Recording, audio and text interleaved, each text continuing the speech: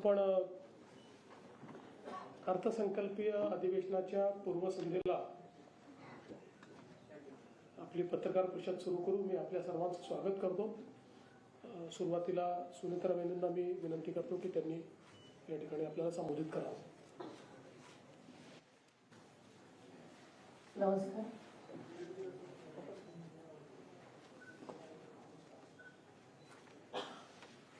आपल्या महाराष्ट्राचे लाडके मुख्यमंत्री श्री देवेंद्रजी फडणवीस साहेब, उपमुख्यमंत्री एकनाथरावजी शिंदे साहेब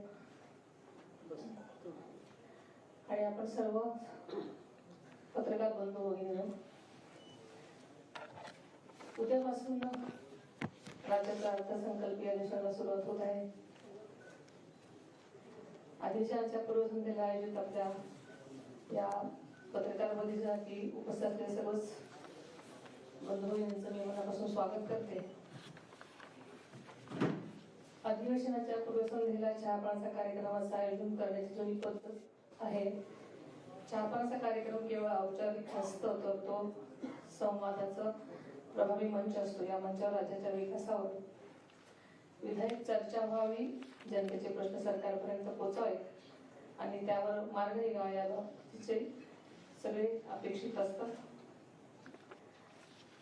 यंदाचे अधिवेशन हे महायुती सरकारचं दुसरं अर्थसंकल्पीय अधिवेशन आहे. जनतेने मोठ्या विश्वासानं गेल्या वर्षी पुन्हा एकदा महायुतीला सत्ता दिली, त्या विश्वासाला न्याय देण्याचा प्रयत्न महायुती सरकार करत आहे.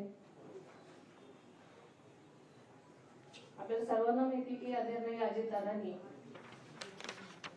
11 वेळा राज्याचा अर्थसंकल्प सादर केला. दिवंगत वानखेडे साहेबांनंतर सर्वाधिक वेळा अर्थसंकल्प सादर करण्याचा मान आदरणीय दादांना मिळाला आहे. आदरणीय दादांनी सन 2011 मध्ये सादर केलेला हा पहिला अर्थसंकल्प हा 1,44,783 कोटी रुपयांचा होता. तर मागच्या वर्षी म्हणजे सन 2025 मध्ये त्यांच्या कारकिर्दीतील शेवटचा अर्थसंकल्प तब्बल 7,20,000 कोटी रुपयापर्यंत पोहोचला. या अर्थसंकल्पीय आकारमानात झालेली भरीव वाढ ही केवळ आकड्यांची वाढ नाही तर महाराष्ट्राला सर्वांगीण विकासाकडे नेण्याचं प्रगतीचं द्योतक आहे. आदरणीय दादांच्या पहिल्या अर्थसंकल्पाच्या काळात सुमारे 7,41,694 कोटी असलेल्या राज्याचा सकल देशांतर्गत उत्पादन GDP सन 2025-26 मध्ये जवळपास 50 लाख कोटी रुपयांपर्यंत पोहोचला होता. मात्र या विकासाच्या वेगात सुद्धा आदरणीय दादांनी राज्याच्या आर्थिक शिस्तीची आणि पारदर्शकतेची कधीही तडजोड केली नाही. विकास आणि शिस्त याचा समतोल राखत महाराष्ट्राला सक्षम आर्थिक दिशा देण्याचं काम त्यांनी केलं. मुख्यमंत्री देवेंद्रजी फडणवीस साहेबांच्या मार्गदर्शनाखाली आणि उपमुख्यमंत्री एकनाथजी शिंदे साहेबांच्या साथीनं आदरणीय दादांच्या अर्थसंकल्पाची जोरदार सुरुवातही झाली होती.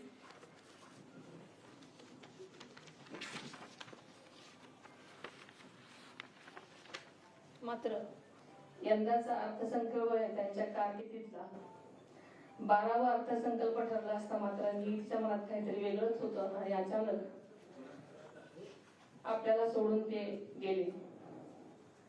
मात्र यापूर्वीच आदरणीय दादांनी त्यांच्या टीमनं अर्थसंकल्पाची तयारी जवळपास अंतिम टप्प्यापर्यंत दिलेली आहे. पंतप्रधान नरेंद्र मोदी साहेबांच्या विकसित भारतचे स्वप्न साकार करण्यासाठी महाराष्ट्राची अर्थव्यवस्था $1 ट्रिलियन नेण्याचा आदरणीय दादांचा ध्यास होता. त्यासाठी सातत्यानं ते प्रयत्नशील होते. आर्थिक शिस्त, नियोजन, मदत आणि विकासाचा समतोल हेच त्यांच्या कामाचं सूत्र होतं.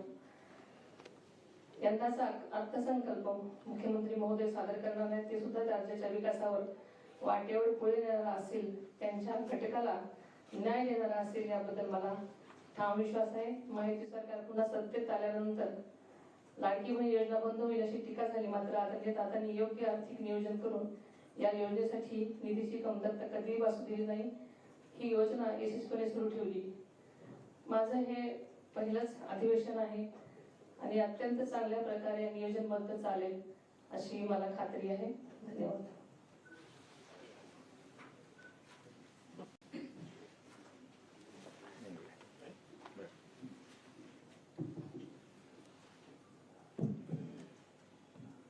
सर्व पत्रकार मित्रांचं स्वागत. उद्यापासून विधिमंडळाच्या बजेट सेशनला सुरुवात होते आणि बजेट सेशन म्हटलं की सगळ्यांचं लक्ष अजितदादांकडे लागून राहायचं. कारण बजेट अजितदादा मांडायचे आणि आता सुनेत्राताईंनी सांगितलं 11वं बजेट त्यांनी मांडली. पण आज दुर्दैवाने अजितदादा आपल्यात नाहीत. अजितदादांच्या दुःखाचं सावट या अर्थसंकल्पीय अधिवेशनावर आहेच आणि दादांना श्रद्धांजली वाहून अधिवेशनाची सुरुवात करण्याची दुर्दैवी वेळ आमच्या सगळ्यांवर आलेली आहे. हे अनपेक्षित आहे आणि अतिशय अनाकलनीय आहे. शेवटी आपल्या हातात काही गोष्टी नसतात आणि नियतीसमोर आपलं चालत नाही. हेच या दुर्घटनेवरून सिद्ध झालेलं आहे. आणि सुनेत्राताई आहेत, आम्ही दोघंही त्यांच्या पाठीशी आहोत.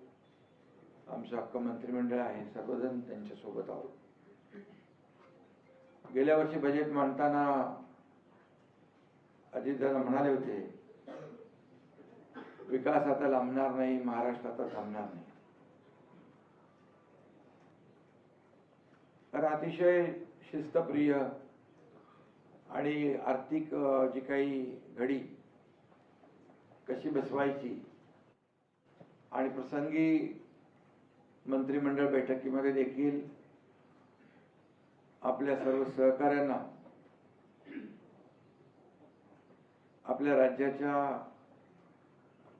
आर्थिक बाबींबद्दल स्पष्टपणे सांगणारे अजितदादा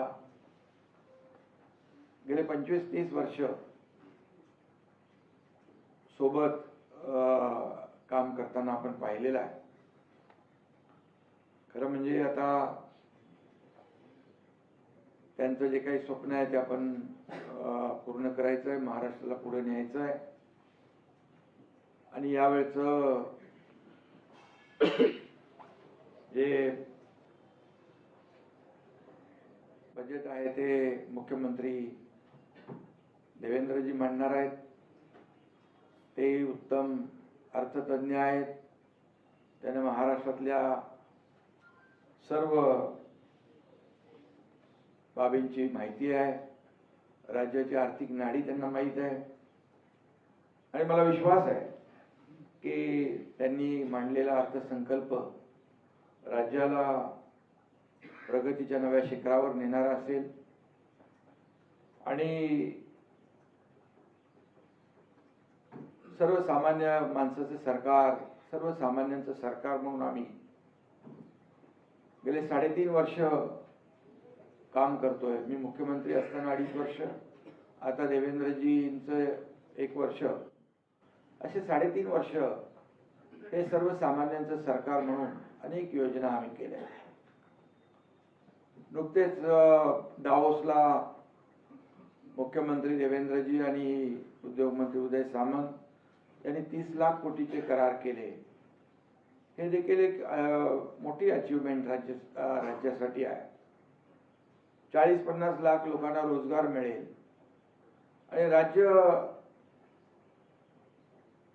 या ठिकाणी प्रगतीपथावर नेण्याचं काम या माध्यमातून होत आहे. आणि खऱ्या अर्थाने आताच ताईंनी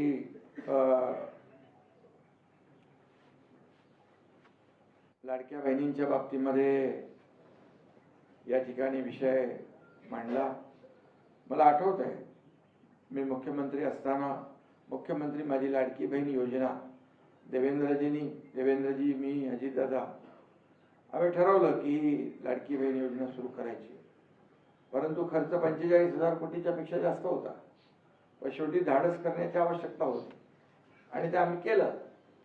आणि अजितदादांनी देखील त्या एवढा मोठा जो काही भार होता, आर्थिक घडी विस्कटणार नाही याची काळजी घेतली आणि ती योजना आम्ही यशस्वी केली, सुरूही केली आणि ती योजना आज सुरू आहे. याचा आम्हाला सगळ्यांनाच आनंद आहे. लाडक्या बहिणींनी देखील आम्हाला, आमच्या सरकारला, महायुती सरकारला आशीर्वाद दिले आणि ती योजना देखील काही लोक आज पत्रकार परिषदेमध्ये सांगत होते पैसे 3,000 रुपये द्या, अमकं करा. त्याच लोकांनी त्या योजनेमध्ये खोडा घातला होता. काही लोक कोर्टात गेले होते, त्या योजनेला विरोध केला होता. काय काय नको नको ते आरोप केले होते. त्यांना वाटलं होतं की फक्त आम्ही निवडणुकीची घोषणा करतोय, ती अंमलात आणणार नाही, परंतु आम्ही प्रिंटिंग मिस्टेक म्हणणारे नाही, जे बोलतो ते करून दाखवणारे आहोत आणि त्याप्रमाणे आम्ही केलं. आणि मी हेही सांगतो, जे आम्ही निवडणुकीच्या वेळेस ज्या घोषणा आम्ही केलेल्या आहेत त्या सर्व घोषणा योग्य वेळेत पूर्ण करणार हा विश्वास देखील या ठिकाणी मी आपल्याला देतो. कारण काही लोक म्हणाले आता या चहापानावर तर नेहमीप्रमाणे त्यांनी बहिष्कार घातलेलाच आहे. खरं म्हणजे हे अर्थसंकल्पीय अधिवेशन आहे. यामध्ये चहापान म्हणजे काय? हे काय फक्त सत्ताधाऱ्यांचं अधिवेशन नाही आहे. हे विरोधी पक्ष आणि सत्ताधारी सगळे रथाची 2 चाकं आहेत. परंतु हम नहीं सुधरेंगे वाली बात जी आहे, हम नहीं सुधरेंगे असं जे काही त्यांनी सिद्ध करून दाखवलंय. कम्युनिकेशन गॅप म्हणून कोणीतरी म्हटलं की येत आहेत, म्हणजे त्यांनी बहिष्कार चहापानावर घातला, पण त्यांच्या बैठकीवर त्यांच्या सहकार्याने बहिष्कार घातला. अरे येत आहेत, पण ते काय कोणी आलं नाही. आणि कम्युनिकेशन गॅप म्हणाले. खरं म्हणजे कम्युनिकेशन गॅप म्हणायला कम्युनिकेशन असावं लागतं. ते कम्युनिकेशन तुम्हाला माहित आहे कशा पद्धतीचं आहे. आणि म्हणून मला वाटतं हा राज्यसभेचा इफेक्ट असेल. एक अनार 100 बीमार, काय म्हणतो त्याला, एक बीमार अनार 100 बीमार. आणि त्यामुळे एक म्हणतो आम्ही देणार, एक म्हणतो आम्ही देणार नाही, तिसरा म्हणतो आम्ही काय करणार. असे अनेक आता आपल्याला खूप पुढे पाहायला मिळेल आणि मी त्याच्यात जात नाहीये. काही लोक म्हणाले की काळी ब्लॅक टी प्यायची, काळी चहा, काळी कॉफी प्यायची, यापेक्षा काळे धंदे बाहेर काढू. मी आपल्याला एवढंच सांगतो की जे काही पूर्वीचं सरकार होतं आणि त्यांनी जे काही काम केलं या महाराष्ट्रातल्या जनतेसमोर आहे. म्हणजे राज्यातल्या जनतेने विकासाला स्वीकारलंय आणि विकास विरोधी लोकांना नाकारलेला आहे. आणि त्यामुळे काळे धंदे कोणाचे होते ते मी आज काय बोलत नाही, मी योग्य वेळेला बोलेन. परंतु जनतेने त्यांना नाकारलं आणि महायुतीला स्वीकारलं, ही वस्तुस्थिती आहे. आणि जेव्हा समोरून सभागृहामध्ये बोलतील तेव्हा नक्कीच त्याचं उत्तर आम्ही देऊ. पण दिल्लीमध्ये AI समिट होतं, तुम्ही गेले होते ना. AI समिट होतं, जगभरातले लोक आले होते. भारत मंडपम मध्ये जे काही चित्र आपण पाहिलं, जगभरातले लोक आले होते. आणि आपला देश पुढे जातोय. या देशामध्ये, आपल्या भारतामध्ये, दिल्लीमध्ये आंतरराष्ट्रीय स्तरावरचं AI समिट होतं. आणि त्यावेळी चड्डी बनियान गँग तिकडे आली आणि त्यांनी काय तिकडे केलं ते आपण पाहिलेलं आहे. खरं म्हणजे त्यांची तर अब्रू त्यांनी वेशीवर टांगलेलीच आहे. परंतु आपल्या देशाचं देखील अपमान करण्याचा खऱ्या अर्थाने त्या ठिकाणी प्रयत्न केला. हे देशप्रेम आहे. मी काल त्याच्यावर बोललोय. काही देशभक्ती आहे का देशद्रोह आहे का आपल्या देशाची बदनामी करण्यासाठी जगभरातल्या आलेल्या लोकांसमोर हे सगळं घडवून आणायचं, आदरणीय प्रधानमंत्री महोदयांची बदनामी करायची. राहुल गांधी तर देशात पण करतात आणि विदेशात गेल्यावर देखील प्रधानमंत्र्यांची आणि आपल्या देशाची बदनामी करतात. हे कुठला देशप्रेम आहे? हा खरा देशद्रोह आहे. आणि म्हणून आम्हाला अपेक्षित आहे तशा प्रकारचं कृती इथं या अधिवेशनात होऊ नये पायऱ्यांवर, या अधिवेशनामध्ये या, सभागृहामध्ये या. सरकार तुमच्या सगळ्या प्रश्नांची उत्तरं द्यायला तयार आहे आणि हे अर्थसंकल्पीय अधिवेशन आहे.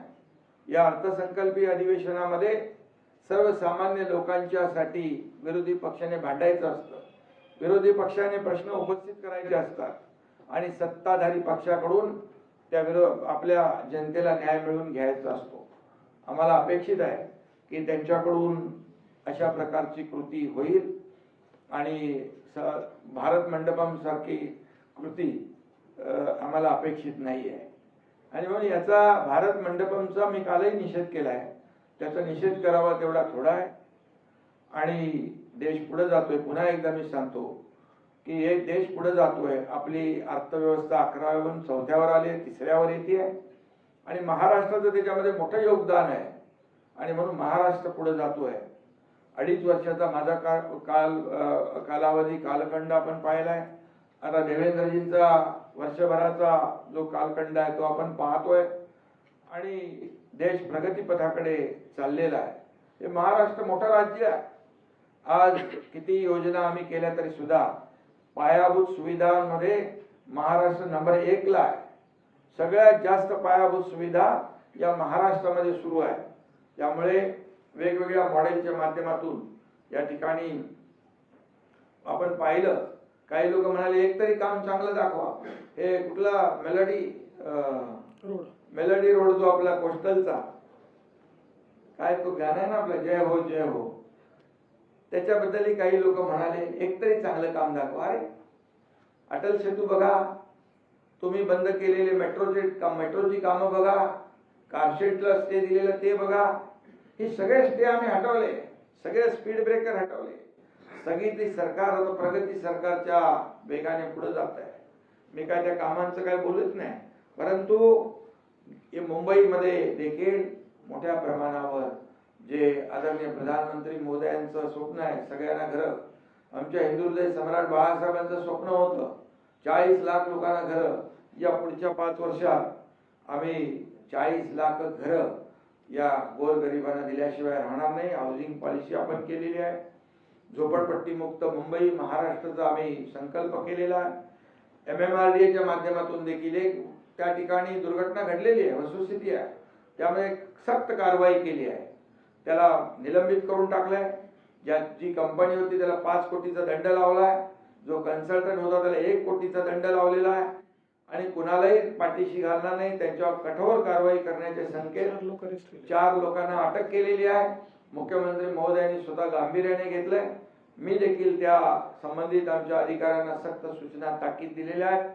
या दुर्घटनेची पुनरावृत्ती होऊ नये यासाठी सेफ्टी ऑडिट, स्ट्रक्चरल ऑडिट हे सगळं करण्याच्या सूचना ऑनगोईंग प्रोजेक्ट जेवढे आहेत या सगळ्यांना दिलेल्या आहेत.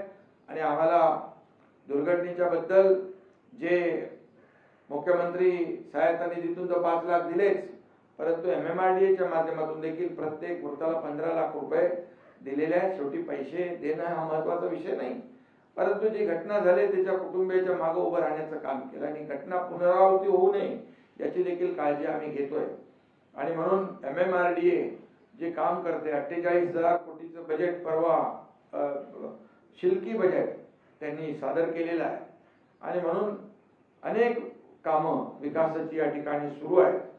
आज सिंचनाचे प्रकल्प देखील महाविकास आघाडीच्या सिंचनाच्या 2.5 वर्षामध्ये 4 प्रकल्पांना सुधारित प्रशासकीय मान्यता दिली.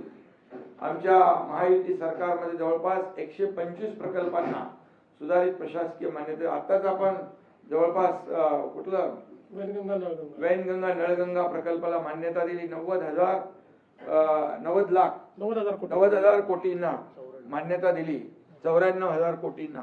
आणि मराठवाड्यातला दुष्काळ त्या माध्यमातून दूर होणार, विदर्भाला सिंचनाला पाणी मिळणार. या सगळ्या गोष्टी आम्ही करतोय. आणि एक तरी काम दाखवा म्हणतायत, ही किती कामं दाखवा, वेळ आल्यावर आम्ही दाखवू त्यांना. परंतु एवढंच आहे की हे सरकार जे आहे हे स्थगिती सरकार नाही, हे प्रगती सरकार आहे आणि सर्वसामान्यांचं सरकार आहे. आणि म्हणूनच यामध्ये अनेक निर्णय आम्ही घेतले. गेल्या परवाच्या MMRDAच्या बैठकीमध्ये पाण्याची निकड लक्षात घेऊन 3 धरणांना आम्ही मान्यता, पोशीर, शिलार आणि त्याचबरोबर काळू धरणाला देखील 500 कोटी रुपये इरिगेशनकडे वर्ग केलेले आहेत. मी त्यांना जे मला म्हणजे पत्रकार परिषदेत विचारलं त्यांना थोडक्यात सांगतोय. त्याचबरोबर नवीन आपण वाहतूक कोंडी मुक्त मुंबई त्याच्यावर आपण काम करतोय. मुख्यमंत्री महोदयांनी देखील सूचना दिलेल्या आहेत. आता आपण फक्त जमिनीवरून रिंग रोड तयार करत नाहीये, तर खाली काय पाताळ लोक त्याच्यामध्ये अंडरग्राऊंड टनेलच्या माध्यमातून देखील आम्ही वाहतूक कोंडी दूर करतोय. BKC कुर्ला 70 किलोमीटरचा टनेल मार्ग आपण करतोय. त्याचबरोबर बोरिवली ठाणे टनेल करतोय. मुंबई मुलुंड गोरेगाव टनेल करतोय. ही वाहतूक कोंडी दूर करण्यासाठी देखील पावलं आपण उचलतोय. आणि त्यामुळे पॉट टॅक्सीचं एक नवीन संकल्पना आपण या ठिकाणी करतोय. म्हणून काही केलं, एक तरी काम दाखवा. 1000 कामं आमच्याकडे आहेत, योग्य वेळेला आम्ही दाखवू. आणि म्हणून मला एवढंच सांगायचं आहे की आज ज्यांनी काही प्रश्न या ठिकाणी उपस्थित केलेले आहेत त्यांना मी एवढंच सांगू इच्छितो, तुम्ही सभागृहात या आणि या राज्यातल्या सर्वसामान्य जनतेचे प्रश्न मांडा आणि आम्हाला विचारा की आम्ही 3.5 वर्षात काय केलंय आणि तुम्ही 2.5 वर्षामध्ये काय केलंय. भ्रष्टाचार कशाशी खातात ते कोणाला माहीत आहे, आपल्याला माहीत आहे. आणि म्हणून मला आजच्या या बैठकीमध्ये, आजच्या पत्रकार परिषदेमध्ये सगळं काय बोलायचं नाही आहे, परंतु हे सर्वसामान्यांचं सरकार हे सर्वसामान्य लोकांसाठी काम करतंय. शेतकऱ्यांना काय दिलं म्हणाले, शेतकऱ्यांना 32,000 कोटीचं पॅकेज आता आम्ही जाहीर केलं. दिवाळी काळी होऊ देणार नाही आम्ही जाहीर केलं होतं आणि त्याप्रमाणे पैसे त्यांच्या खात्यात जाऊ लागले. आम्ही शेतकऱ्यांसाठी NDRFचे निर्णय बदलले, 2 हेक्टर ते 3 हेक्टर केले. सततच्या पावसाचे पैसे मिळत नव्हते ते आम्ही देऊ केले. आणि म्हणून त्याचबरोबर आताच विजेचं देखील आपण आजच्या कॅबिनेटमध्ये त्याला मान्यता दिली. दिवसा शेतकऱ्यांना वीज देण्याचं देखील निर्णय सरकारने घेतला आणि तो वीज त्यांना मिळू लागलेली. असे अनेक निर्णय सरकारने घेतलेले आहेत. त्यामुळे मला वाटतं की यावेळेचं जे काही बजेट जे आहे हे सर्वसामान्यांसाठी असेल आणि सर्वसामान्य आणि याबरोबर मुंबईला देखील आपण पाहिलं. आता परवा आपले फ्रान्सचे राष्ट्राध्यक्ष मॅक्रॉन आले होते. प्रधानमंत्री मोदीजी जसं म्हणाले त्यांच्या भाषणात मुंबईला ग्लोबल फिनटेक हब करायचं आहे, त्याची वाटचाल सुरू झालेली आहे. मग का पोटदुखी एवढी, का पोटसूळ, का मुंबईला जागतिक दर्जाचं शहर करण्यासाठी तुम्ही 25 वर्ष जे घालवले, आज आम्ही 3.5 वर्षामध्ये किंबहुना देवेंद्रजी जेव्हा मुख्यमंत्री होते त्या काळात सुरू केल्या योजना, यांच्या काळामध्ये बंद पाडल्या. आमचं महायुती सरकार आलं की पुन्हा सुरू केल्या. आणि म्हणून हे सगळं जे आहे विकासाला जनतेने स्वीकारलेलं आहे. आणि जे काळे धंदे बाहेर काढू म्हणणाऱ्यांना लोकांनी घरी बसवलेलं आहे. महाराष्ट्रामध्ये देखील झालेल्या ज्या निवडणुका आहेत, विधानसभेच्या निवडणुकांनंतर या ठिकाणी झालेल्या नगर परिषदेच्या निवडणुका, झालेल्या महापालिकेच्या निवडणुका, झालेल्या जिल्हा परिषदेच्या निवडणुकांमध्ये देखील महायुतीनेच हॅट्रिक केलेली आहे. आणि म्हणून ज्यांनी काळे धंदे केले त्यांना घरी बसवलं. मुंबईकरांनी देखील काम करणाऱ्यांच्या पाठी आशीर्वाद दिले आणि कामाची पोचपावती या ठिकाणी मुंबईकरांनी देखील दिले. आणि म्हणून मुंबईकरांचं देखील मनापासून मी अभिनंदन करतो. झालेल्या AI समिटमध्ये दिल्लीच्या आपल्या रिलायन्स ग्रुपने 10 लाख कोटीचं AI मध्ये जी इन्व्हेस्टमेंट केलेली आहे ती देखील मोठी महत्त्वाची आहे. त्याच्यामुळे देखील सगळ्या देशभरामध्ये रोजगार मिळेल, महाराष्ट्राला त्याचा फायदा होणार आहे. आणि म्हणून उद्योगपतींचं देखील अभिनंदन केलं पाहिजे जे मोठ्या प्रमाणावर गुंतवणूक करतायत. आणि म्हणून मी रिलायन्सचं, अंबानी ग्रुपचं देखील अभिनंदन करतो की अशा लोकांना आपण संरक्षण दिलं पाहिजे. मी आता मागच्या घटनेकडे जात नाही, उद्योगपतींच्या घराच्या खाली काय काय लावत होते, म्हणजे नको ते उद्योग सुरू होते. परंतु आम्ही उद्योगपतींना सुरक्षा देणार, उद्योगपतींना नवीन नवीन उद्योग येण्यास चालना देणार. खरं म्हणजे आपल्याकडे पोटेन्शियल आहे, इन्फ्रास्ट्रक्चर आहे, कनेक्टिव्हिटी आहे, स्किल मॅनपॉवर आहे, सगळं आहे. आणि म्हणून तर 30 लाख कोटींचं आता MOUs झाले, आपले करारनामे झाले. मागच्या वेळेस देखील झाले, मी होतो तेव्हाही झाले, देवेंद्रजींच्या काळातही झाले. त्यामुळे उद्योगाला चालना देणारं हे महाराष्ट्र आहे. आणि मग किती सांगणार त्यांना, आणखी मी सांगायला वेळ अपुरा पडेल. आणि म्हणूनच स्वतः आत्मपरीक्षण करावं, आत्मचिंतन करावं. विरोधी पक्षनेता ते काय विरोधी पक्ष सभापती आणि अध्यक्षांचा विषय आहे. लोकांनी तुम्हाला नाकारलं, तेवढी संख्याच दिली नाही. आणि म्हणून मी इथे एकच आठवण सांगतो, एक भुजबळ होते, एकच आमदार होते, परंतु सभागृहामध्ये त्यांचा दणदणीत आवाज होता. संख्येला महत्व नाही, पदाला महत्व नाही, स्वतःवर आत्मविश्वास असला पाहिजे. म्हणून रडायची ज्यांना सवय लागलेली आहे ते रडगाणं कायम सुरू असतं. आम्ही त्याच्यामध्ये विरोधी पक्ष नेत्याच्या बाबतीमध्ये देखील त्यांनी काही इथे मुद्दे उपस्थित केले की सत्ताधारी पक्षाने ते अडवले. तो अध्यक्ष आणि सभापतींचा विषय आहे. आणि त्यामुळे आम्ही कुठल्याही विरोधी पक्षाचा अपमान करू इच्छित नाही आहे. विरोधी पक्षाला न्याय आम्ही देणार. सभागृहामध्ये त्यांनी भांडावं, प्रश्न उपस्थित करावे आणि सरकार पूर्णपणे सक्षमपणे त्यांच्या प्रत्येक प्रश्नाचं उत्तर या ठिकाणी देईल. आणि आम्हाला एकच आहे की सत्ताधारी आणि विरोधी पक्ष ही रथाची दोन चाकं आहेत, परंतु त्यांना ते मान्यच नाही आहे. त्यांना सभागृहामध्ये येण्यापेक्षा पायऱ्यांवर आंदोलन करण्यामध्ये धन्यता मानतात. आणि म्हणूनच माझी त्यांना विनंती आहे की सभागृह हे अर्थसंकल्पीय अधिवेशन आहे आणि हे अर्थसंकल्प मुख्यमंत्री देवेंद्रजी मांडणार आहेत. त्यामुळे तुम्ही या तिकडे आणि लोकांचे प्रश्न मांडा. नक्कीच जनतेला न्याय देण्याचं काम आम्ही सरकार म्हणून करू, हा विश्वास या ठिकाणी व्यक्त करतो. आणि पुन्हा एकदा आपल्याला मनापासून धन्यवाद देतो. देवेंद्रजींना शुभेच्छा देतो की आपण हा अर्थसंकल्प मांडणार आहात. हा गोरगरिबांसाठी, सर्वसामान्यांसाठी, या महाराष्ट्राला पुढे नेण्यासाठी हा अर्थसंकल्प अतिशय महत्त्वाचा ठरेल, हा विश्वास या ठिकाणी व्यक्त करतो. धन्यवाद.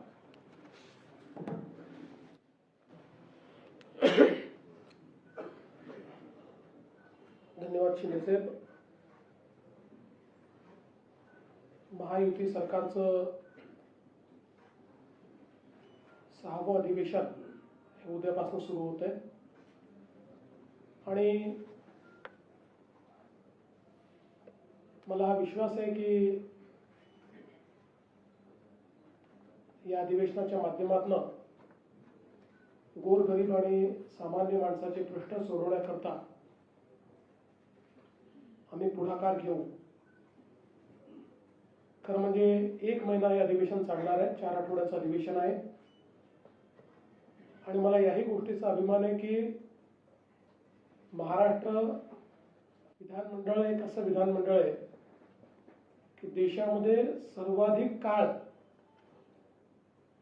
आणि सर्वाधिक दिवस अधिवेशन हे महाराष्ट्र विधानमंडळात होतं.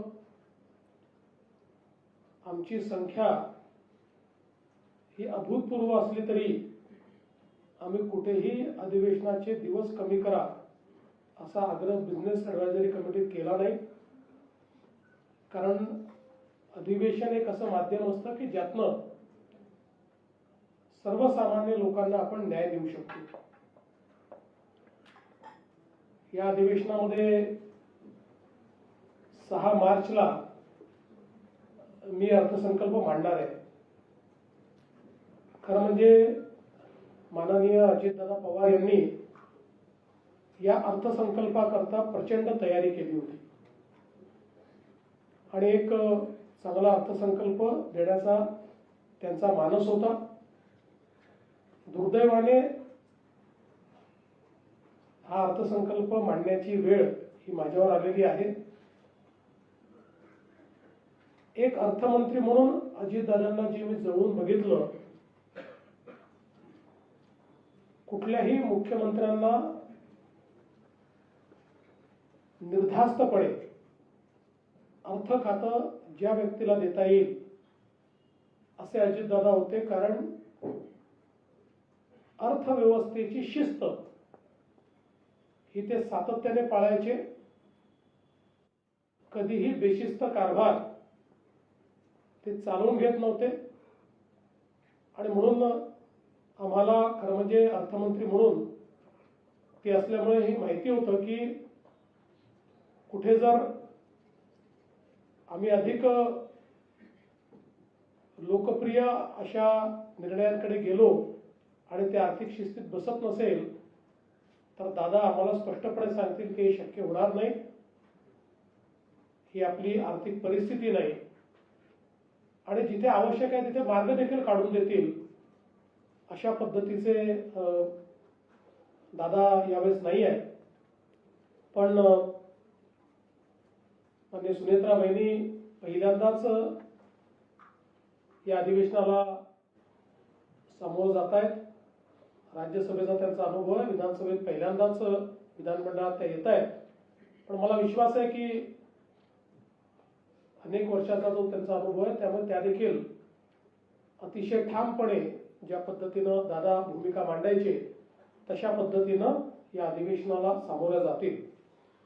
खरं तर आपल्याला कल्पना आहे की या अधिवेशनामध्ये आपलं बजेट येत आहे आणि मला सांगताना आनंद वाटतो की नुकतंच केंद्र सरकारचं जे बजेट आलं त्या बजेटमध्ये महाराष्ट्राला मिळणाऱ्या निधीत 20,000 कोटी रुपयाची वाढ झालेली आहे आणि जवळपास टॅक्स डिव्होल्युशन मध्ये आता महाराष्ट्राला 98,306 कोटी रुपये मिळणार आहेत. जी मागणी फायनान्स कमिशन समोर मी शिंदे साहेबांनी आणि अजितदादांनी केली होती ती बहुतांशी त्यांनी मान्य केल्यामुळे महाराष्ट्राला चांगला फायदा या ठिकाणी होतोय आणि म्हणून मी 16व्या वित्त आयोगाचे आणि केंद्र सरकारचे देखील या ठिकाणी आभार मानतो. या केंद्राच्या बजेटमध्ये आपल्याला 2 हायस्पीड कॉरिडॉर तर मिळालेच, पण रेल्वेच्या बजेटमध्ये 23,000 कोटी रुपये हे आपल्याला मिळाले आहेत. कारण त्यावेळी मी सांगितलं होतं की माझ्याकडे फाईन प्रिंट आलेली नाही आणि म्हणून रेल्वेत किती पैसे मिळालेत मला कल्पना नाही, पण मला अतिशय आनंद आहे. हे का महत्वाचं आहे तर आपण जर UPAचा काळ बघितला 10 वर्षात 12,000 कोटी रुपये महाराष्ट्राच्या रेल्वेला मिळाले आणि इथे दरवर्षी मागच्या वर्षी 22,000 कोटी दिले, यावर्षी 23,000 कोटी दिले. त्यामुळे प्रचंड मोठ्या प्रमाणात केंद्र सरकारच्या माध्यमातून आपल्याला निधी मिळतोय आणि यासोबत अजून वेगवेगळ्या ज्या काही ग्रोथ हब करता 1,000 कोटी असतील किंवा इतर गोष्टी असतील त्या गोष्टी आता या ठिकाणी मी सांगणार नाही. त्यामुळे एकूणच आपलं जे काही आपला अर्थसंकल्प आहे आपण हा केंद्रीय बजेट नंतर याकरताच घेतो की आपल्याला एकदा अंदाज आला की केंद्र सरकारकडनं किती पैसे मिळणार आहेत तर आपलं बजेट हे बऱ्यापैकी वास्तविक अशा पद्धतीनं होतं तर त्या या सगळ्या गोष्टीचा अंतर्भाव आज त्या ठिकाणी आपण करणार आहोत. यावेळी मी केंद्र सरकारचे आणि विशेषतः शिवराज सिंग चौहान साहेबांचे देखील आभार मानेन की जुनी नरेगा आणि आता जी रामजी जी योजना झालेली आहे आपण ॲडिशनल मॅनडेजची त्या ठिकाणी एक मागणी केली होती आणि 1300 लाख मनुष्य दिवसावरनं 1600 लाख मनुष्य दिवस अशी आपल्याला त्यांनी वाढ करून दिल्यामुळे जवळपास 1,400 कोटी रुपये अतिरिक्त हे महाराष्ट्राला या ठिकाणी त्या माध्यमातून देखील मिळणार आहेत. डावोसमध्ये 30 लाख कोटी रुपयाचे करार आपण जे केले त्या संदर्भात बऱ्याच चर्चा झाल्या. निश्चितच तो विषय सभागृहात देखील येईल. त्यावेळी या संदर्भात काय वस्तुस्थिती आहे, जुन्या करारांची काय वस्तुस्थिती आहे, या संदर्भातलं सगळं विवेचन आणि अनेकांच्या शंका असतात, काही गैरसमज असतात, त्या शंका आणि गैरसमज देखील दूर करण्याचं काम हे आम्ही करू. इंडिया AI समिटमध्ये महाराष्ट्राने चांगलं पार्टिसिपेशन केलं आणि विशेषतः आज आपण AI फॉर ॲग्रिकल्चर अशी एक आंतरराष्ट्रीय समिट चालू केली. त्याचं सॅटेलाइट सेशन हे महाराष्ट्राला इंडिया AI समिटमध्ये मिळालं होतं. मला सांगताना आनंद वाटतो की स्वर्गीय दादांनी त्यांच्या बजेटमध्ये 500 कोटी रुपयाचं AI मिशन सुरू केलं होतं. त्या मिशनच्या अंतर्गत आपण महाराष्ट्र पहिलं राज्य झालं की ज्यांनी महाविस्तार हा शेतकऱ्यांकरता एक AI ॲप तयार केला आहे. महाविस्तारमध्ये प्रत्येक शेतकऱ्याला त्याचा स्वतःचा एजंट आहे. म्हणजे त्याला वैयक्तिक ज्या गोष्टीची माहिती पाहिजे आहे, वेदरची माहिती पाहिजे, त्याला पीक पद्धतीची माहिती पाहिजे, त्याला पिकाच्या सायकलची माहिती पाहिजे, काय वापरलं पाहिजे, कुठल्या स्टेजला याची माहिती पाहिजे, इथपासनं तर अगदी फोटो काढला की त्या फोटोवरनं तो AI एजंट त्याला सांगणार आहे की त्याच्या पिकाची परिस्थिती काय आहे आणि त्याच्यावर कुठल्या प्रकारची कीड येऊ शकते. इथपर्यंत सगळ्या गोष्टी, मार्केट लिंकेज असेल, वेगवेगळे भाव असतील, एका ॲपवर हे सगळे त्याला मिळणार आहेत. आणि मला सांगताना आनंद वाटतो की महाराष्ट्रातल्या 30 लाख शेतकऱ्यांनी याचा वापर सुरू केलेला आहे. बहुभाषिक अशा प्रकारचं ॲप आहे.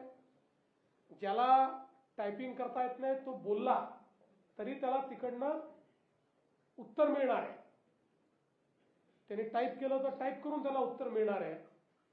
आणि आता वेगवेगळ्या भाषांसोबत पहिल्यांदा आज एक पहिला प्रयोग आपण केला की त्याच्यामध्ये आमच्या आदिवासी भागातली जी भिली भाषा आहे, भिली, या भिली भाषेचं इन्क्लुजन आता आज आपण त्याच्यामध्ये केलं. म्हणजे भिली भाषेतही कुठलाही प्रश्न विचारला शेतीच्या संदर्भात तर रिअल टाइम त्याला त्या ठिकाणी ते उत्तर मिळेल. आणि आता ॲग्रीस्टॅक हा जो काही आपण तयार केलेला आहे त्याच्याशी हे जोडल्यानंतर महाराष्ट्र AIच्या वापरामध्ये, ॲग्रिकल्चरमध्ये, कृषीमध्ये खूप पुढे जाणार आहे.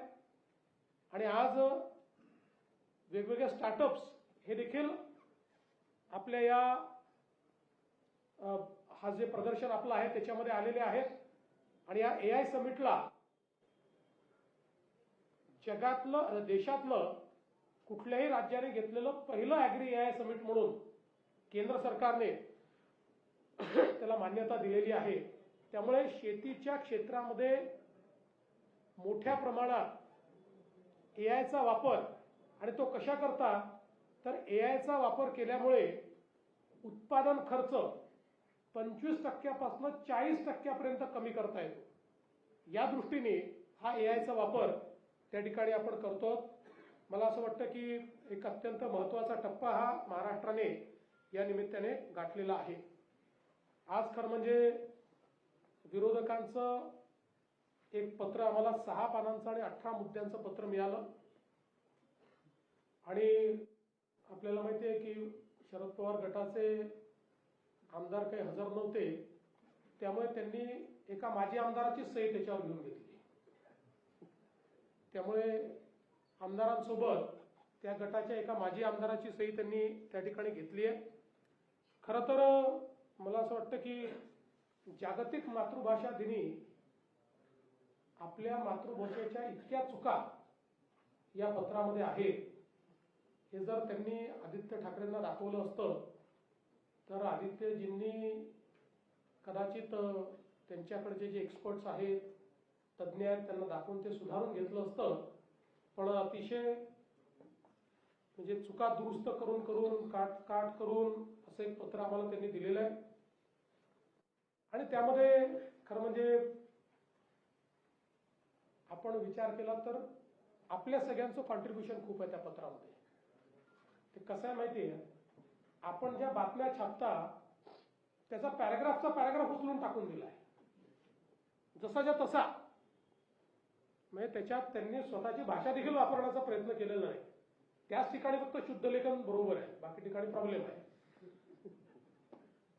आणि मला असं वाटतं की या सगळ्या बातम्या टाकून आणि त्यांनी, पण ठीक आहे, मला असं वाटतं की भास्कर जाधव तसे प्रामाणिकपणे बोलतात, त्यामुळे त्यांनी त्यांच्यात काय गॅप आहे वगैरे हे त्या ठिकाणी नेहमीच प्रांजळपणे कबूल करतात, तशी कबूल त्यांनी केली आहे.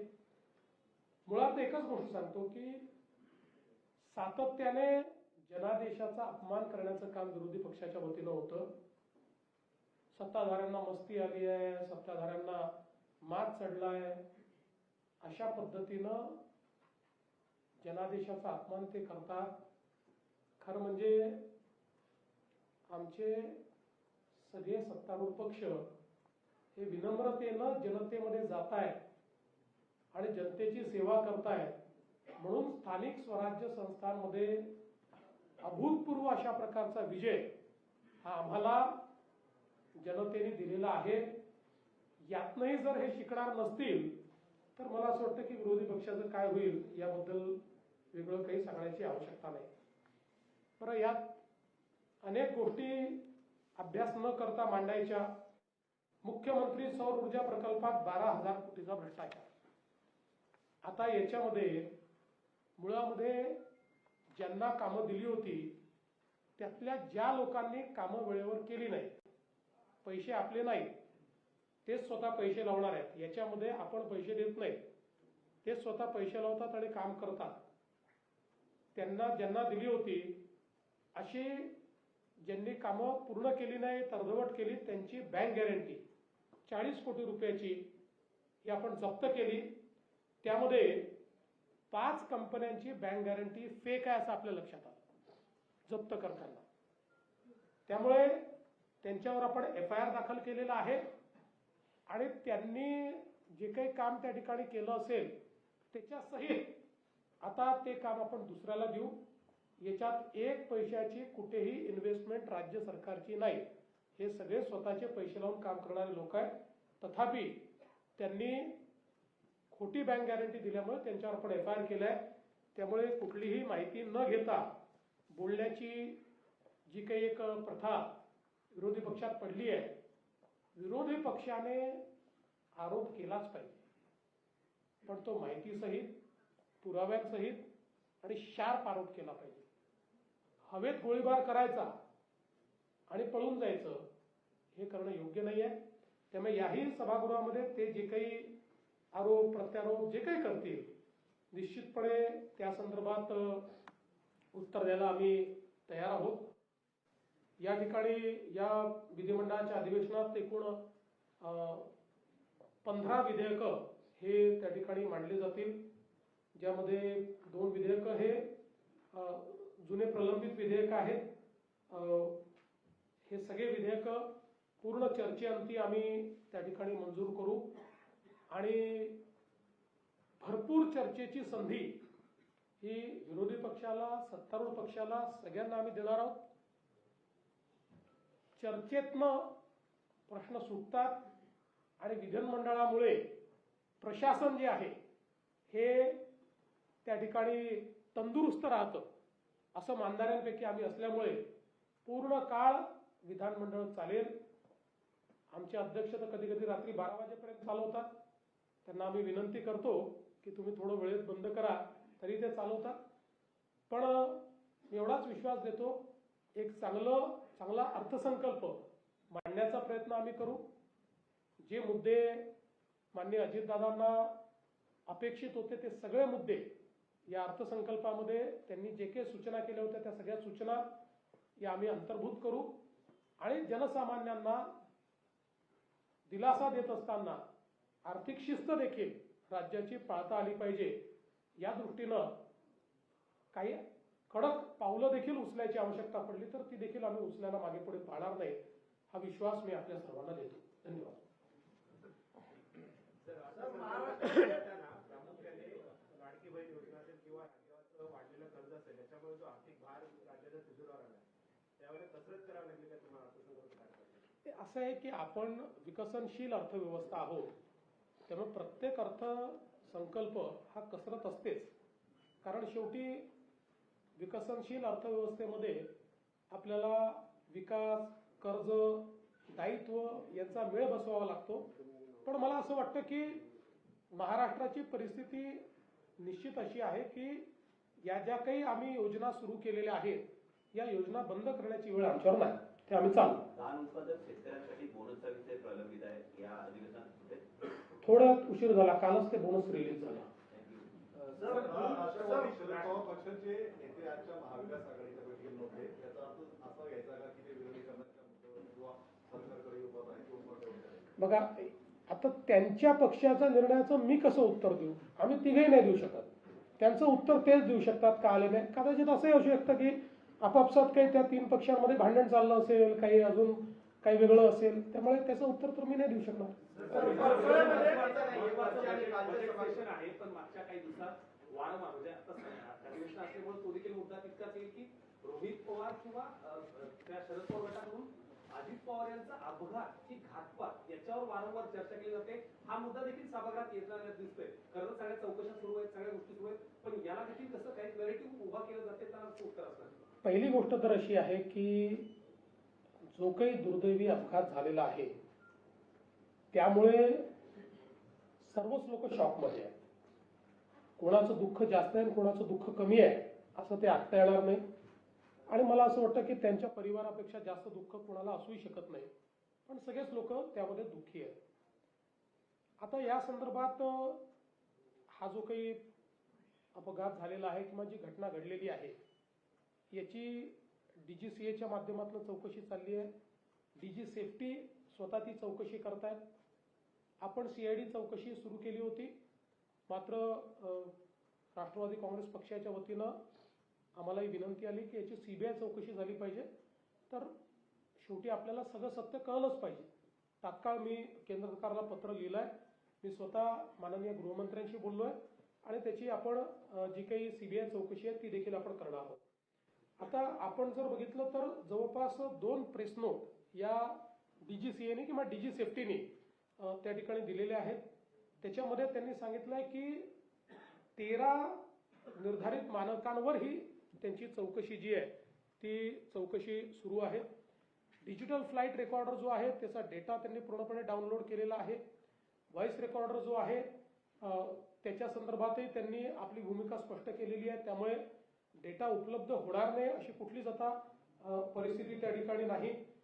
त्या संदर्भात जी काही शेवटी ही विमानं परदेशात बनतात त्यामुळे तिथल्याही हा जो काही व्हॉइस रेकॉर्डर आहे त्याचा डेटा रिट्रीव्ह करण्याकरता त्यांची मदत ही त्या ठिकाणी घेतली जाते. आणि मलबा असेल, परिचालन किंवा मेंटेनन्स रेकॉर्ड असतील, या सगळ्यांची चौकशी चाललेली आहे. विशेषतः VSR ही जी कंपनी आहे या कंपनीचं पूर्ण ऑडिट हे DGCAने सुरू केलेलं आहे. आणि केवळ या अपघातापुरतं ते ऑडिट चाललेलं नाही आहे, तर त्यांचं पूर्ण गेल्या काही वर्षाचं सगळ्या फ्लाईट्सचं ऑडिट हे त्या ठिकाणी अतिशय कडक पद्धतीनं करण्यात येत आहे. त्यांचे लॉगबुक्स असतील, तिथे FTDL जे असतं त्याचं ते योग्य प्रकारे पाहिले गेले की नाही, मेंटेनन्स योग्य प्रकारे होता की नाही, या सगळ्या गोष्टींचं त्या ठिकाणी चौकशी चाललेली आहे. त्यामुळे मला असं वाटतं की या सगळ्या चौकशीचा जो काही निकाल आहे त्याची वाट बघितली पाहिजे. अर्थात या संदर्भात कोणाच्या मनात शंकाच असू नये असं म्हणणाऱ्यांपैकी मी नाही. कोणाच्याही मनात शंका असेल तर माझं तर मत असं आहे की या संदर्भात ती शंका ही जी काही योग्य अथॉरिटी आहे त्या अथॉरिटीकडे व्यक्त केली पाहिजे. म्हणजे अगदी ज्यांच्या मनात शंका आहे त्यांनी DGCAला त्या शंकांच्या संदर्भातलं एखादं पत्र लिहावं किंवा आमच्याकडे दिलं तर आम्ही देखील ते पत्र हे DGCA पर्यंत पोस्ट करू. कारण कुठली शंका, व्हॅलिड शंका तर वेगवेगळ्या प्रकारच्या काही काढता येऊ शकतात, ते त्याच्याबद्दल म्हणत नाही. कारण शेवटी एखादी थिअरी तयार करायची तर कुठली थिअरी तयार होते, पण ज्या काही व्हॅलिड शंका आहे यातल्या प्रत्येक शंकेचं उत्तर मिळालंच पाहिजे. हा आमचाही आग्रह आहे, हा सुनेत्राताईंचाही आग्रह आहे आणि पवार कुटुंबाचाही आग्रह आहे.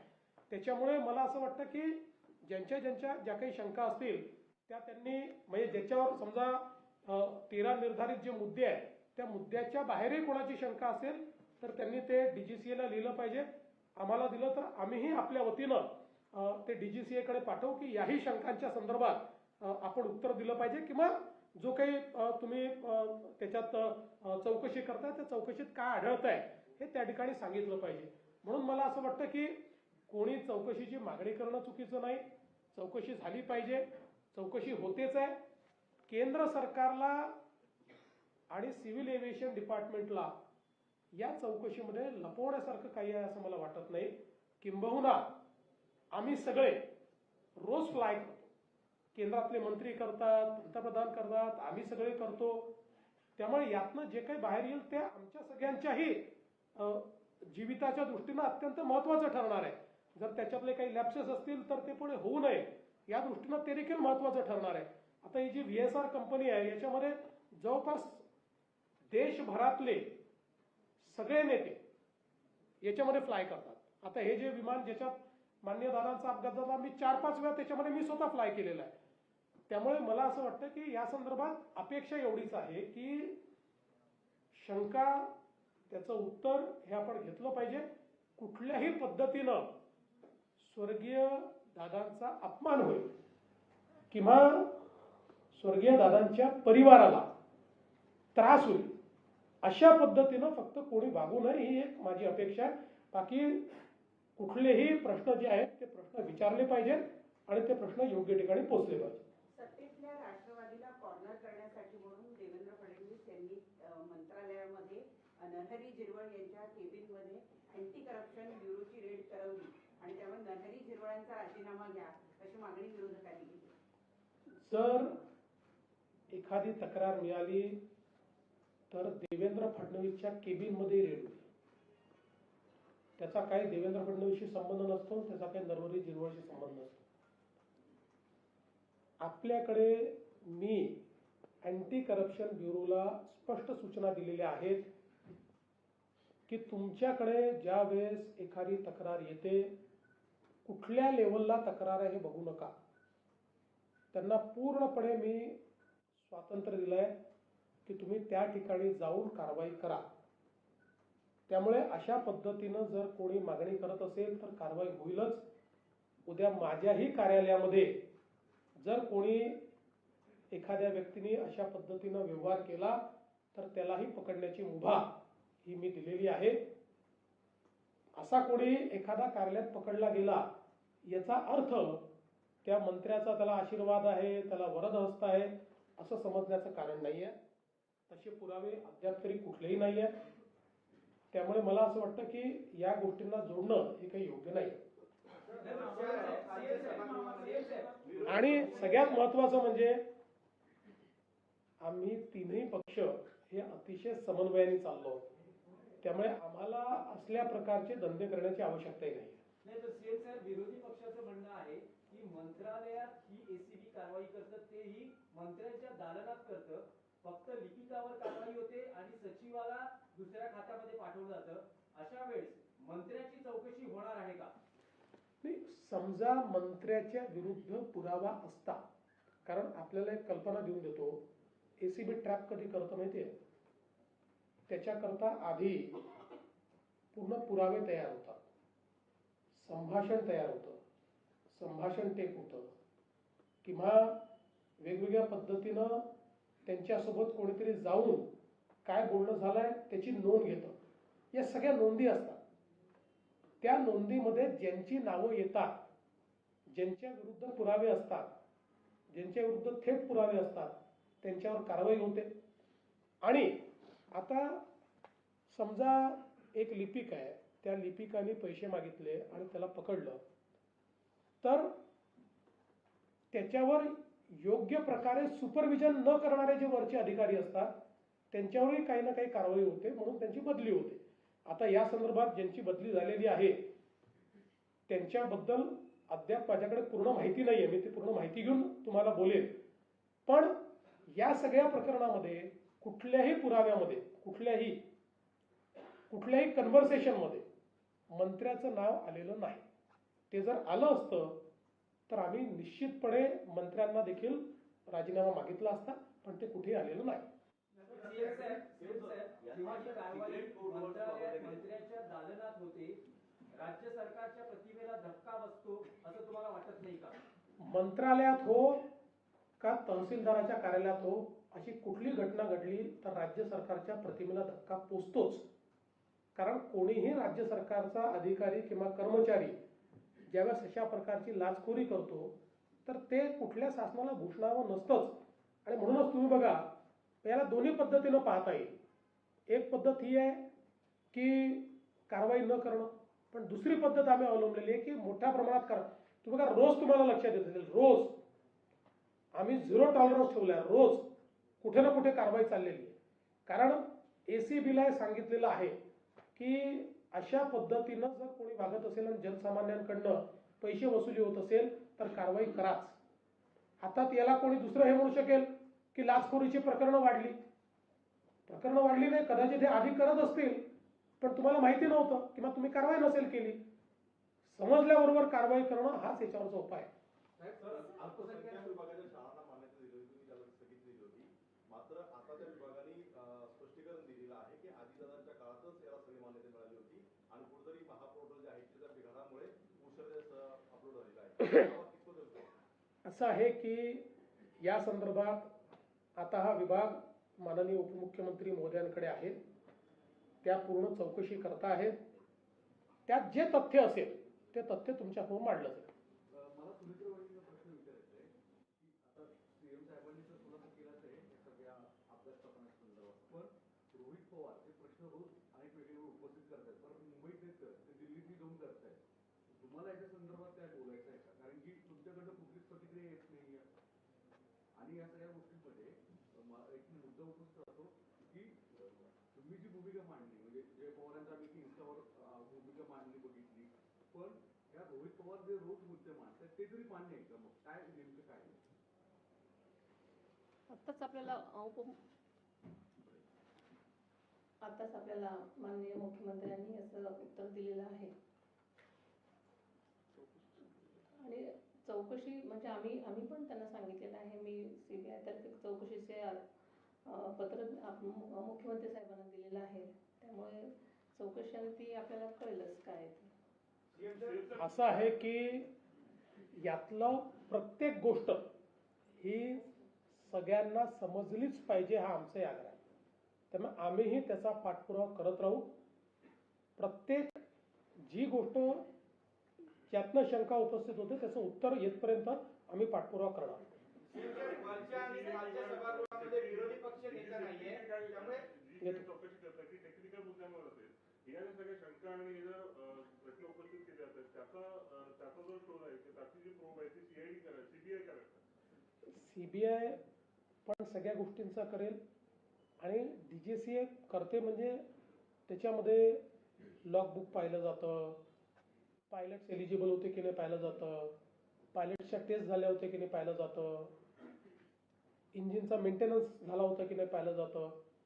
एक विमान जेव्हा आपण उडवतो त्यावेळी अनेक चेक्स असतात स्टॅट्युटरी, ते सगळे चेक झाले होते की नाही, त्याच्यामध्ये काही लॅप्सेस आहे का. याच्यासोबत हे जे डिजिटल फ्लाईट रेकॉर्डर आहे किंवा व्हॉइस रेकॉर्डर आहे यातनं प्रत्यक्ष त्या क्षणी काय घडत होतं याची माहिती मिळते. त्यामुळे मला असं वाटतं की आत्ता म्हणजे मी काही याचा एक्सपर्ट नाही आहे, मला त्यातली सगळी माहिती नाही आहे. आत्ता याच्यावर स्पेक्युलेशन करण्यापेक्षा एकदा पूर्ण चौकशी होऊन मला असं वाटतं की त्यांची नेहमीची पद्धत असते, पहिले प्रिलिमिनरी रिपोर्ट देतात आणि मग फायनल रिपोर्ट देतात, तर त्याची वाट आपण बघितली पाहिजे.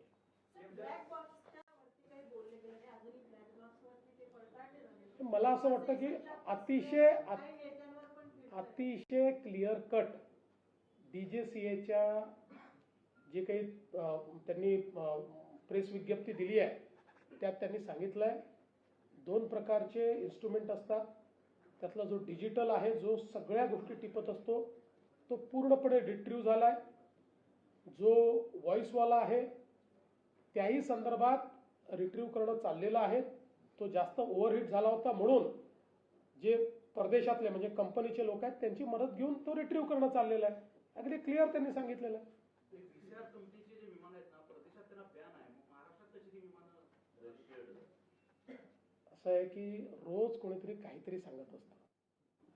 VSR कंपनीची विमानं नाहीत, म्हणजे काही त्यांची असतील. VSR हे एजंट आहेत, हे कंपनी चालवतात. वेगवेगळे लोक काही त्यांची स्वतःची विमानं आहेत त्यांनी खरेदी केलेले, वेगवेगळे लोक विमानं खरेदी करतात. ही सगळी जी विमानं असतात ही त्यांना जसं आपला टॅक्सीचा लायसन्स असतो किंवा परमिट असतं तशा प्रकारचं त्यांना ट्रान्सपोर्टेशनचं परमिट असतं आणि ते यांच्याकडे ती विमानं ठेवतात आणि यांचे पायलट्स असतात, यांचा मेंटेनन्स असतो आणि त्यात त्यांना भागीदारी मिळते. त्यामुळे महाराष्ट्र सरकारने गेले अनेक वर्ष म्हणजे आम्ही पाहतोय आता एकूणच या फील्डमध्ये 5-7 ऑपरेटर्स आहेत. त्यामुळे आलटून पालटून त्यांचीच विमानं येतात, तेच ऑपरेटर त्या ठिकाणी आणत असतात. आता कदाचित गेल्या काही वर्षांमध्ये VSR हा सगळ्यात मोठा ऑपरेटर झाला, सगळ्यात जास्त विमानं त्यांच्याकडे आहेत. त्यामुळे ती विमानं म्हणजे जेव्हा आपण विमान रिक्विजिशन करतो त्यावेळी या 4-5 ऑपरेटरपैकी कोणाचं तरी विमान येणार आहे, तर ते विमान येतं. सर, वरच्या आणि खालच्या सभागृहामध्ये विरोधी पक्ष नेता नाहीये. विरोधक म्हणतायत की सरकारनं मनाचा मोठेपणा दाखवावा लोकशाही टिकवण्यासाठी. सरकार घाबरते विरोधी पक्ष नाही, फारच घाबरलोय आम्ही, घाबरून आमची घरीच बसलेलो आहे. घाबरून घाबरून आमची चाळण झालेली आहे. पण मला असं वाटतं की याचं उत्तर शिंदे साहेबांनी दिलेलं आहे. हे शेवटी अध्यक्ष आणि सभापती मिळून ठरवतील.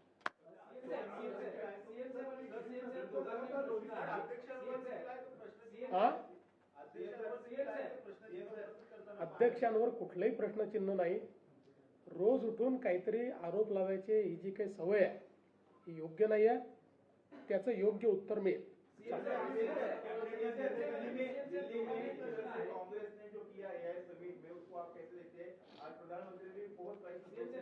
देखिए, मुझे ऐसा लगता है कि बीजेपी को विरोध करते करते कांग्रेस देश को विरोध करने लगी है.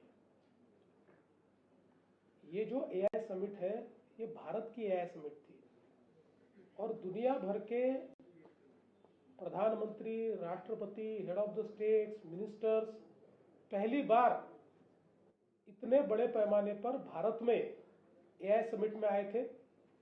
ग्लोबल साउथ की AI लीडरशिप ये भारत को मिल रही है. और सबसे बड़ी बात, 1 साल पहले दुनिया के एक्सपर्ट कहते थे कि भारत को लार्ज लैंग्वेज मॉडल LLM तैयार करने के लिए बहुत साल लगेंगे. 2 LLM हमने डेमोन्स्ट्रेट कर दिए. तो इतना जब आर्टिफिशियल इंटेलिजेंस का भारत को उसकी अगुवाई मिल रही है, ऐसे समय वहां पर जाना, और शिंदे साहब ने बहुत सही शब्द का इस्तेमाल किया, चड्डी बनियन गैंग, उन्होंने वहां पर जाकर इस प्रकार से भारत का नाम खराब करना. देखिए, कहीं ना कहीं मुझे ऐसा लगता है कि मैं हमेशा मानता था कि ह्यूमन इंटेलिजेंस और आर्टिफिशियल इंटेलिजेंस ये 2 अलग चीजें हैं और हमारे एफिशिएंसी को एनहांस करने के लिए आर्टिफिशियल इंटेलिजेंस की आवश्यकता है. लेकिन अब मुझे लगता है कि कांग्रेस का ह्यूमन इंटेलिजेंस पूरा समाप्त हो गया है. उनको सबसे ज्यादा आर्टिफिशियल इंटेलिजेंस की आवश्यकता है ताकि कुछ सोच कांग्रेस पार्टी को मिले और वो भारत बीजेपी को जरूर विरोध करे, एनडीए को विरोध करे, लेकिन भारत को विरोध करने की जो उन्होंने अभी ये नई परिपाटी शुरू की है ये बिल्कुल उन्होंने समाप्त करनी चाहिए. देश के सभी लोगों ने इसकी बहुत निंदा की है.